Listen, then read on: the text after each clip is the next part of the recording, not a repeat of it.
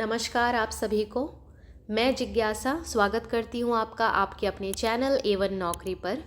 आज हमारे हिंदी सीरीज़ की 18th क्लास है और आज का हमारा टॉपिक है काल। तो चलिए देखते हैं काल क्या है, काल के कितने भेद हैं और काल को हम कैसे पहचानेंगे। काल, ठीक है, एकदम सिंपल लैंग्वेज में काल यानी समय। ठीक है, इससे ज़्यादा हम कैसे डिफाइन करेंगे काल को। काल यानी समय। काल होते हैं 3 प्रकार के। पहला वर्तमान काल, दूसरा भूतकाल और तीसरा भविष्यकाल। ठीक है, तो हमें पता कैसे चलेगा। पहली बात तो वर्तमान काल यानी जो समय अभी चल रहा है। भूतकाल जो बीत चुका, भूत बन चुका है ना। भूत क्या को बोलते हैं, जो गुजर चुके हैं उन्हें हम भूत बोलते हैं। तो भूतकाल यानी बीता हुआ समय और भविष्यकाल आने वाला समय। लेकिन हमें पता कैसे चलेगा। कोई भी वाक्य देख के हम कैसे जानेंगे कि यह जो वाक्य है वर्तमान काल का है, भूतकाल का है या भविष्यकाल का है। वो हमें पता चलेगा क्रिया से, है ना। जो भी क्रिया शब्द होगा उससे हम पहचानेंगे काल को। ठीक, ये अभी एग्जाम्पल्स दूंगी, बिल्कुल भी हम इसको कॉम्प्लिकेटेड नहीं बनाएंगे, बहुत ही सिंपल तरीके से हम पढ़ेंगे। पहले देख लेते हैं वर्तमान काल के कितने भेद। वर्तमान काल के होते हैं 5 भेद। और वो 5 भेद कौन कौन से हैं आप लोग भी फटाफट लिखते जाइए, है ना, वेट नहीं करेंगे आप लोग। पहला सामान्य वर्तमान काल, दूसरा अपूर्ण या उसी को हम कहते हैं तत्कालिक, अपूर्ण या फिर तत्कालिक वर्तमान काल, तीसरा पूर्ण वर्तमान काल, चौथा संदिग्ध और पांचवा संभाव्य। ठीक है, हम इसे एलैबोरेट करेंगे लेकिन आगे। पहले हम इनके प्रकार देख लेते हैं। भूतकाल के 6 भेद। भूतकाल के 6 भेद है ना, एक एक्स्ट्रा पढ़ना है हमें भूतकाल में। पहला तो वैसा ही सामान्य, जिस वाक्य में हमें जिस क्रिया रूप से सामान्य भूतकाल का बोध हो, है ना, सामान्य रूप से जिसमें भूतकाल में क्रिया हो चुकी हो, मतलब पास्ट में हमारे जो क्रिया हो चुकी हो सामान्य रूप से, वे है सामान्य भूतकाल। दूसरा आसन्न भूतकाल, तीसरा पूर्ण, चौथा अपूर्ण, फिर है संदिग्ध और छठा है हमारा हेतु हेतुमत। हेतु हेतु मत भूतकाल। ठीक है, और भविष्यकाल। भविष्यकाल के 3 भेद।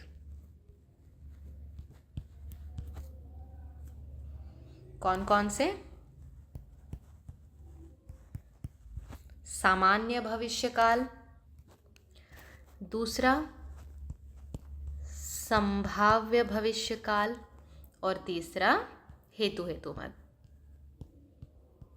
हेतु हेतुमत होता है जब भी आप जो वाक्य देखेंगे ना, उसमें 2 तरह के 2 वाक्य होंगे और जो दूसरा वाक्य है वह पहले वाक्य पे निर्भर होगा। मतलब जो दूसरी क्रिया उसमें हो रही होगी या हो चुकी है, वह हमेशा पहले वाक्य की क्रिया पर निर्भर करेगी।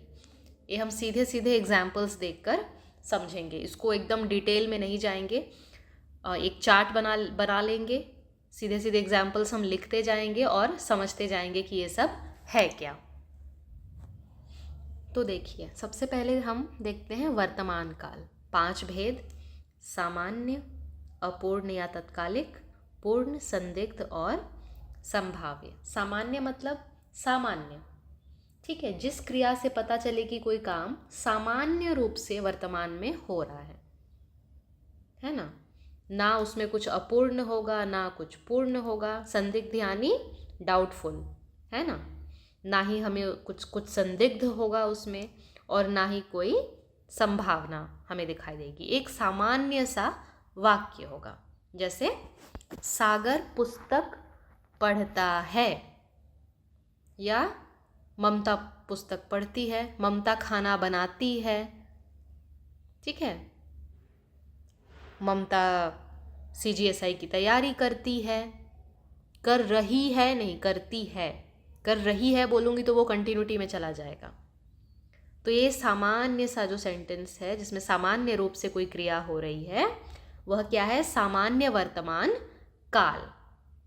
बस इतना ही जानना है हमको, सिर्फ पहचानना आना चाहिए कि किस वाक्य में कौन सा काल है। दूसरा, अपूर्ण या तत्कालिक। अपूर्ण यानी उस जो वाक्य है उसमें क्रिया शब्द से हमें यह पता चलेगा कि जो क्रिया है वह अभी पूरी नहीं हुई है, चल रही है ना। इसी को हम लोग इंग्लिश में बोलते हैं कंटिन्यूअस प्रेजेंट टेंस। कंटिन्यूअस का क्या मतलब होता है कि कोई चीज़ है जो हो रही है, अभी पूरी नहीं हुई है, अपूर्ण है। जैसे सागर पुस्तक पढ़ रहा है ना, पढ़ रहा है, पढ़ चुका नहीं है, पढ़ रहा है, अभी वो चीज़ चल रही है, उसने पूरा नहीं किया है। तो यह इसमें क्रिया क्या है? अपूर्ण है, इसलिए यह। और क्योंकि हम है लिखा है हमने, मैंने लिखा होता पढ़ रहा था तो यह सीधे सीधे भूतकाल में चला जाता।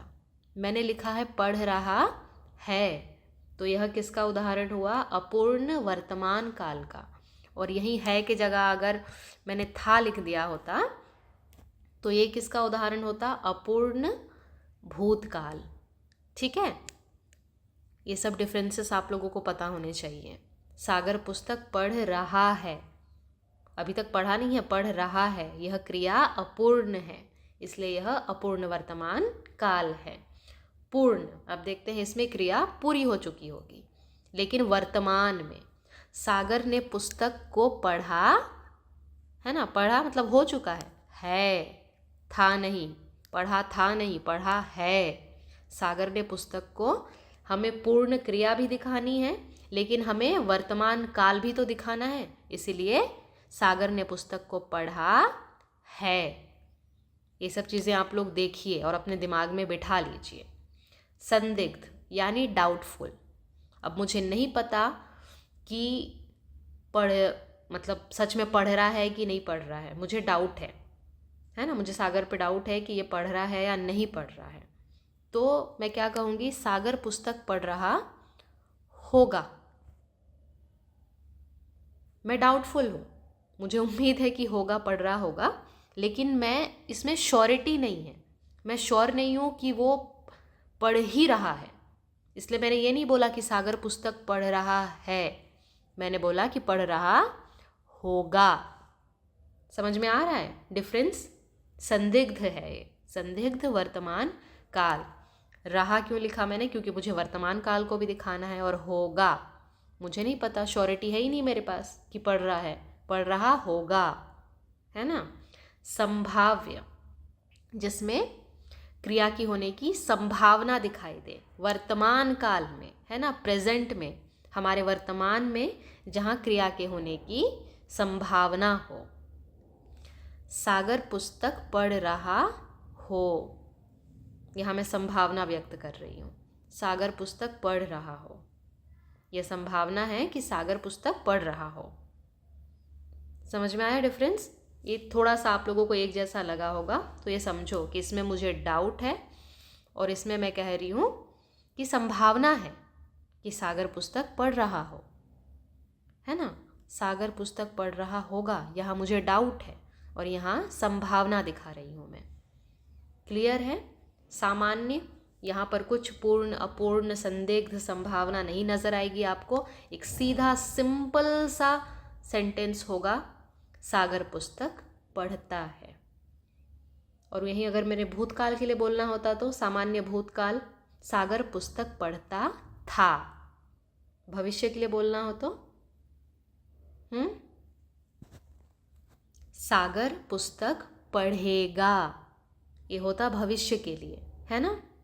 इतना आसान है। अपूर्ण, सागर पुस्तक पढ़ रहा है, अभी तक पढ़ रहा है, उसने पढ़ा नहीं है, अपूर्णता को दिखा रहा है। पूर्ण, सागर ने पुस्तक को पढ़ा है। मुझे वो क्रिया पूरी भी दिखानी है, पूर्ण भी दिखानी है, और उसको वर्तमान में भी दिखाना है, इसलिए है। पढ़ा था नहीं, पढ़ा है। संदिग्ध, यहाँ पर मुझे डाउट है। संभाव्य, यहाँ पर मुझे संभावना है कि सागर पुस्तक पढ़ रहा हो। ठीक है। वैसे ही अब देखते हैं भूतकाल।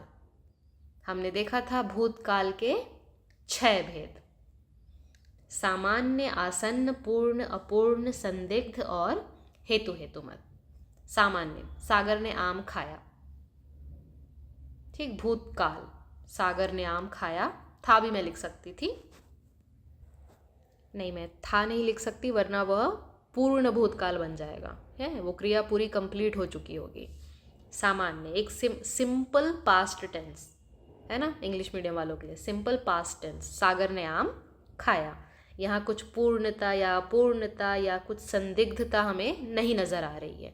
एक सीधा सिंपल सा सेंटेंस है, सागर ने आम खाया। वही देखते हैं आसन्न भूतकाल।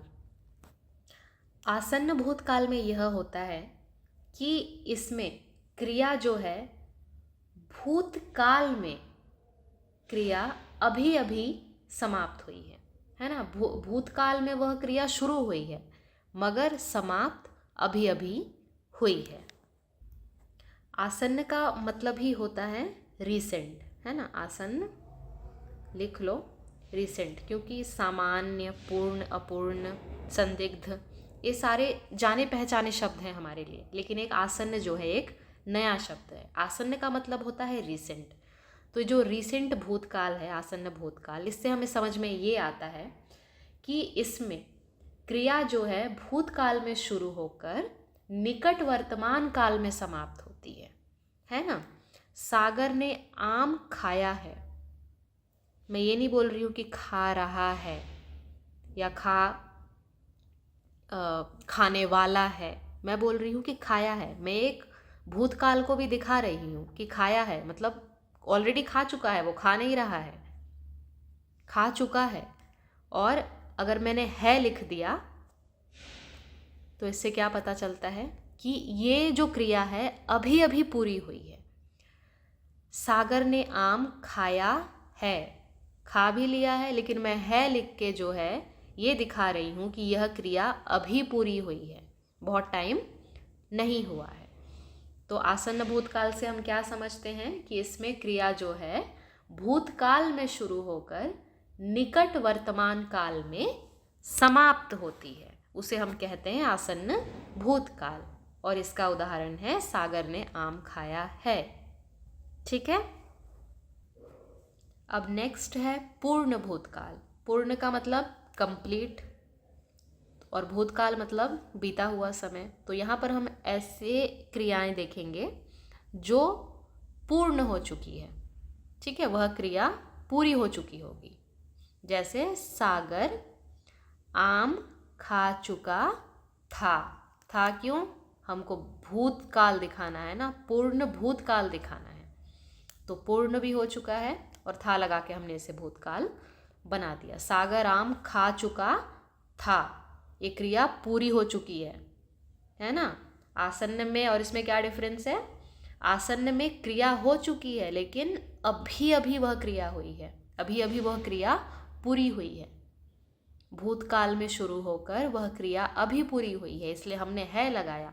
लेकिन पूर्ण भूतकाल, पूर्ण रूप से वह जो है पूरी हो चुकी है वह क्रिया। सागर आम खा चुका था, पूर्ण भूतकाल। वही हमने पूर्ण वर्तमान काल में क्या देखा? सागर ने पुस्तक को पढ़ा है। समझ में आ रहा है लगाया हमने इसमें क्योंकि वह वर्तमान काल था, और यहाँ था किस लिए, क्योंकि यह भूतकाल की बात हो रही है। आगे देखते हैं अपूर्ण। मैं बहुत सारे आप लोगों को नियम कानून इसके नहीं पढ़ा रही, क्योंकि सिर्फ आप लोगों को पहचानना आना चाहिए कि जो वाक्य आपके एग्ज़ाम में आया है वह कौन से काल का बोध करा रहा है। ठीक है, तो अब है हमारा अपूर्ण भूतकाल। मतलब अपूर्ण यानी पूरा नहीं हुआ है, इनकम्प्लीट है, और हम भूतकाल की बात कर रहे हैं। तो ऐसी क्रिया जो पास्ट में लेकिन वो पूरी नहीं हुई है ना। सागर आम खा रहा था बोल के हमने इसे भूतकाल बना दिया, और खा रहा था, खा चुका नहीं था। अगर खा चुका होता तो वह उसकी क्रिया पूरी हो चुकी होती और हम उससे पूर्ण भूतकाल बोलते, लेकिन वह खा रहा था, वह चीज़ चल रही थी। तो ये क्या है, पास्ट कॉन्टिन्यूअस टेंस। अपूर्ण, पूरी नहीं हुई थी वो क्रिया, चल रही थी। ठीक है, सागर आम खा रहा था। वहीं फिर देखते हैं संदिग्ध। संदिग्ध यानी डाउटफुल, है ना, हमें डाउट है। सागर ने आम खाया होगा। मैं एक श्योरिटी के साथ नहीं बोल रही कि उसने आम खाया था, खा चुका था या खा रहा था। खाया होगा शायद, है ना। यहाँ पर हम एक डाउट दिखा रहे हैं कि सागर ने आम खाया होगा। बेचारे सागर को ही हमने यहाँ सब्जेक्ट बना लिया है, कोई बात नहीं।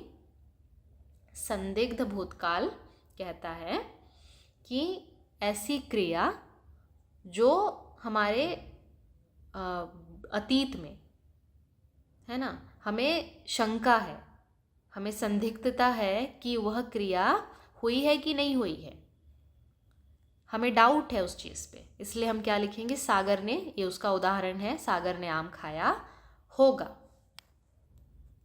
यहाँ हमें डाउट है कि भूतकाल में कोई काम पूरा हुआ है या नहीं हुआ है, हम डाउट में हैं, इसलिए यह संदिग्ध भूतकाल कहलाता है। ठीक है, आगे बढ़ते हैं। हेतु हेतु मत। हेतु हेतु मत का मतलब ही यही होता है, हेतु मतलब कारण। यहाँ पर देखिए हमें दो वाक्य दिखेंगे, ये दो अलग अलग वाक्य हैं ना, ये अलग है, ये अलग है। वर्षा हुई होती तो फसल अच्छी होती। यहाँ पर ये जो दूसरा वाक्य है पहले वाक्य पे निर्भर है कि फसल कब अच्छी हुई होती, अगर वर्षा अच्छी हुई, मतलब वर्षा हुई होती तो। ये हमेशा यहाँ पर ऐसे तो जैसे बीच में आप लोगों को शब्द दिखेंगे हेतु हेतु मत भूतकाल में। वर्षा हुई होती तो फसल अच्छी होती।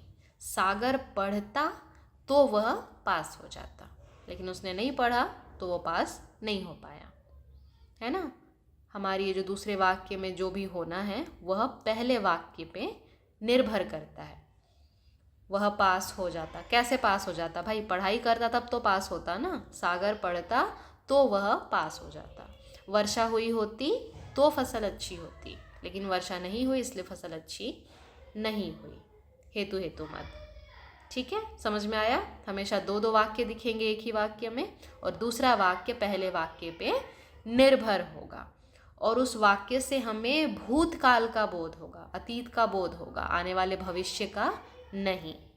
ठीक है, अगर आने वाले भविष्य की मैं बात करती तो मैं इस वाक्य को कुछ ऐसे लिखती, वर्षा होगी तो फसल अच्छी होगी, है ना। अगर मैं हेतु हेतु मद भविष्य काल की बात करूं तो मैं कैसे लिखूंगी इस वाक्य को, वर्षा होगी तो फसल अच्छी होगी। लेकिन यहाँ मैंने क्या लिखा है, वर्षा हुई होती तो फसल अच्छी होती, मतलब वर्षा अच्छी नहीं हुई, वर्षा नहीं हुई और फसल अच्छी नहीं हुई। यह है हेतु हेतु मद भूतकाल। समझ में आया, क्लियर है। सामान्य, आसन्न, पूर्ण, अपूर्ण, संदिग्ध और हेतु हेतु मद। अब आते हैं भविष्य काल में, है ना। ये हालांकि बहुत लंबा टॉपिक जाना था, मुझे लगा था 3-4 क्लासेस लगेंगे समझाने के लिए, लेकिन हम सीधे सीधे एग्जाम्पल के थ्रू समझ रहे हैं तो एक ही क्लास में कंप्लीट कर लेंगे काल को। भविष्य काल, हमको कोई मतलब नहीं है एक एक चीज़ को, है ना, हम फालतू का इलाबरेट करते बैठे, उसकी परिभाषा लिखें, उसकी क्या बोलना चाहिए 5-6 एग्जाम्पल्स लिखें, उसके नियम कानून लिखें कि इसमें है आएगा भाई, इसमें था आएगा, इसमें ये आएगा, इसमें वो आएगा। नहीं, हमको सिर्फ पहचानना है, हमको सिर्फ पहचानना है कि ये वाक्य दिया है तो यह वाक्य क्या है भाई, भूत है, भविष्य है या वर्तमान है। और अगर भविष्य है तो कौन सा भविष्य है, सामान्य है, संभाव्य है या हेतु हेतुमत है। बस इतना जानना काफ़ी है काल में। भविष्य काल 3 भेद, ठीक, फ्यूचर टेंस 3 टाइप्स के, सामान्य, संभाव्य और हेतु हेतु मत। सामान्य, सागर आम खाएगा, ठीक है, एक सिंपल सा सेंटेंस। यहाँ पर मैं खाएगा, मैं नहीं बोल रही हूँ कि सागर ने आम खाया या सागर आम खाता है, सागर आम खा चुका है, कुछ भी नहीं। मैं यहाँ ना वर्तमान की बात कर रही हूँ, ना मैं यहाँ अतीत की बात कर रही हूँ, मैं यहाँ भविष्य की बात कर रही हूँ कि वह खाएगा, खाया नहीं है अभी तक, ना खा रहा है। ठीक है, सीधे एक सिंपल सा सेंटेंस हमें समझ में आ गया कि वह भविष्य काल है, सामान्य भविष्य है। सागर आम खाएगा, सागर आम खाता है नहीं बोला मैंने, वह सामान्य वर्तमान हो जाता, ठीक। सागर आम खाता था, या क्या बोलते हैं उसे, सागर ने आम खाया, मैं ऐसा भी नहीं बोल रही हूँ, मैं सीधे सीधे बोल रही हूँ कि खाएगा। मतलब यहाँ फ्यूचर की बात हो रही है, भविष्य काल की बात हो रही है, भविष्य की। तो सामान्य भविष्य क्या है, सागर आम खाएगा, सीधे लैंग्वेज में। संभाव्य, यहाँ हमें संभावना दिखेगी कि शायद सागर आम खाएगा, है ना। अब तक खाया नहीं, हम फ्यूचर की बात कर रहे हैं और उसमें शायद लगा के हमने अपनी संभावना दिखा दी कि शायद सागर आम खाएगा, शायद खाएगा, खाएगा कि नहीं खाएगा हमें नहीं पता, शायद खाएगा। तो संभावना यहाँ पे प्रकट हुई, तो संभाव्य भविष्य काल। हेतु हेतुमत, इसमें तो 3 ही है ना, पहचानना बहुत आसान है। भविष्य काल का कुछ भी दे देता है तो आप लोगों को पहचानने में बहुत आसानी होगी। एक सिंपल सा सेंटेंस दिख गया, 1 लाइनर, तो आंख बंद करके सामान्य लगा दो। किसी भी सेंटेंस में आप लोगों को ये नहीं पता ही नहीं चल रहा है कि खा रहा है कि नहीं खा रहा है, भाई खा चुका है कि नहीं खाया है, शायद लग गया है, संभवतः ऐसे शब्द लग गए हैं, तो आप लोगों को समझ में आ जाएगा कि संभाव्य है। और हेतु हेतुमत पहचानना मैंने अभी आप लोगों को बताया कि कितना आसान है। जहाँ पर 2 वाक्य होंगे, है ना, वर्षा होगी तो फसल अच्छी होगी। भविष्य में क्या था, हेतु हेतुमत भूतकाल में क्या था, वर्षा हुई होती तो फसल अच्छी होती। लेकिन यहाँ अब तक वर्षा हुई नहीं है, हम फ्यूचर की बात कर रहे हैं, वर्षा होगी तो फसल अच्छी होगी। ये जो दूसरा वाक्य है पहले वाक्य पे निर्भर है ना। सागर आम लाएगा तो मैं खाऊंगी, मेरा आम खाना किस पे निर्भर है, सागर के आम लाने पर निर्भर कर रहा है। अब तक वो लाया नहीं है, मैं फ्यूचर की बात कर रही हूँ कि सागर आम लाएगा तो मैं आम खाऊंगी, वह आएगा तो मैं जाऊंगी।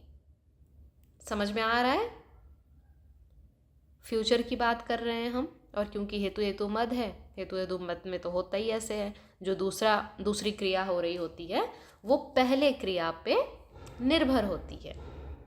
मैं तभी जाऊंगी जब वो आएगा, ठीक है। इसी को अगर मुझे हेतु हेतु मद भूतकाल में कन्वर्ट करना होता तो वह आता तो मैं जाती, ऐसे लिखती मैं। सागर आम लाया होता तो मैं खाती, नहीं लाया। वर्षा हुई होती तो फसल अच्छी होती, ये सब भूत में चले गए। और भविष्य में क्या आ गया, वर्षा होगी तो फसल अच्छी होगी। सागर आम लाएगा तो मैं आम खाऊंगी, वह आएगा तब मैं जाऊंगी, ठीक है। भविष्य काल सबसे आसान है पहचानना, सामान्य, संभाव्य और हेतु हेतु मद के बीच अंतर। यहाँ पर आप लोगों को सिर्फ आसन्न में थोड़ा सा हो सकता है डाउट आए, लेकिन बाकी में तो आना ही नहीं चाहिए। सामान्य में तो किसी में नहीं आना चाहिए, है ना। सागर ने आम खाया, पूर्ण भूतकाल, सागर आम खा चुका था, क्रिया हो चुकी है और हम भूतकाल की बात कर रहे हैं इसलिए था। अपूर्ण, सागर आम खा रहा था, क्रिया पूरी नहीं हुई थी, अपूर्ण थी, है ना। संदिग्ध, सागर ने आम खाया होगा, यहाँ पर मैं डाउट में हूँ। संदिग्ध यानी डाउटफुल।